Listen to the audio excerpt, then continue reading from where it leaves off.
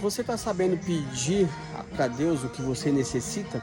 Ou você é um daqueles que fala assim, Deus me ajuda, mas às vezes você precisa de uma blusa porque está frio, aí você pede uma corrente de ouro, você pede um anel para pôr no dedo, você pede um relógio bonito para pôr no braço. Qual que é a sua necessidade, sua verdadeira necessidade? Você está sabendo falar com Deus? Deus, eu preciso desse produto. Deus, eu preciso disso. Deus, eu quero saúde. Deus, eu quero sabedoria. Deus, eu quero... Você está sabendo pedir para Deus o que você precisa, a sua necessidade? Você está sabendo falar com Deus qual que é a sua dificuldade, o que você está precisando de real?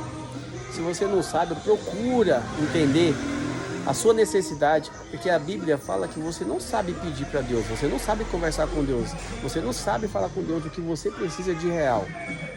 Peça a sua necessidade, não peça um luxo, não peça sabedoria, não peça o produto.